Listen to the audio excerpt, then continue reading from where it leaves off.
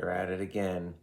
The estranged narc boomer parents more and more seem to be taking to YouTube to shift blame, off of themselves, to platitude away, as they so love to do, decades worth of abuse, and to vilify the adult children that have rightfully gone no contact with them against their wishes. And, not like these narcissistic boomer parents really care, but there's talk amongst their friend circle, the other boomers that still act like they're in high school. So there's gossip and chatter, and they can't have that because remember, the boomer narc exists to keep up with the Joneses, exists to be the leader of the group. Mentally, they never left high school. And they project that persona. Many of them never left the town they went to high school in, which makes them even more toxic because they assume the whole world functions like that town, or rather functions like that town in the era they were in high school in. And many boomer narcs, that I encounter can't even conceptualize like how the world has changed since the 1970s. 50 years, things have changed. Who would have thought, right?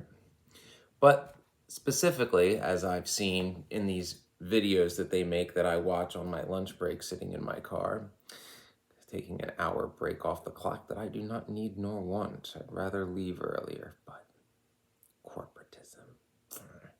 So they have this label for us. Well, for you, my parents are dead.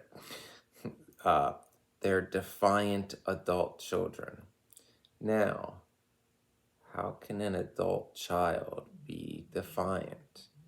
If you're an adult, you don't have, you have free will, more so. I mean, minors do to a point, but you can't be told what to do. Defiant adult children. Obviously, you have to operate within the confines of the law of wherever you live. But what do the boomers mean by defiant adult children? It means these adult children are living the lives that they want to live, associating with the people they want to associate, pursuing the careers they want to pursue, pursuing the relationships they want, instead of falling in lockstep behind whatever path the boomer chose for them years ago. And it's disturbing and obviously extremely narcissistic that these boomers feel that that's wrong. Like they must do what we say because we're the parents. And a lot of them will, quote the Bible. I mentioned that in a couple of my previous videos. They'll quote the Bible about, when it's convenient for them. Not that one must follow the Bible, but even if one claims to be a follower, isn't it kind of an all or nothing thing? You can't pick and choose, but the stuff about greed and divorce, the boomer version, because, they're apparently that's a thing. It was all King James. I guess there's now, the King Boomer version, which, that when I was subjected to that in my youth, I don't ever remember reading that the baby boomers were the chosen people, that the chosen ones waiting to return. I don't remember that. I would have remembered that. My memory is very good. But yeah, they go on and on about their defiant adult children and how they won't follow their wishes, and how dare they hold me, a boomer, accountable for my actions. And even in these videos, the boomers try to play it off like, well, it wasn't perfect, this and that, but they never ever, and I've said this since I've started this channel about boomer narcs, you'll never get details out of them. Always vague generalities and platitudes. They love platitudes. That's why they love people like Jeb Bush and Joe Biden, because they speak in vague platitudes that, hit the nostalgia button for the boomers. Yay, 80s, yay. Cocaine and youth and greed. That's so there's that. They go on and on and on about, how they're the victims and, all this and that. They'll excuse everything they did. But of course, there's no excuse for holding them accountable.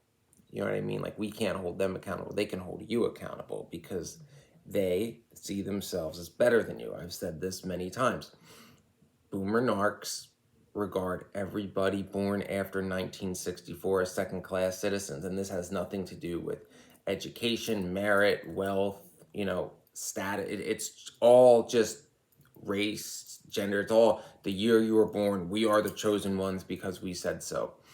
And that's the attitude, we're dealing with now. And on a further point, what are they most scared of about these defiant adult children? Well, it's really two things. One, the boomer narcs are being cut off from their grandchildren who they want to infect with their narcissism. Yes, because their children already hate them. So they see themselves as, these boomers see themselves as royalty, as gods. And when you have power and influence, what do you need? An heir to continue that legacy.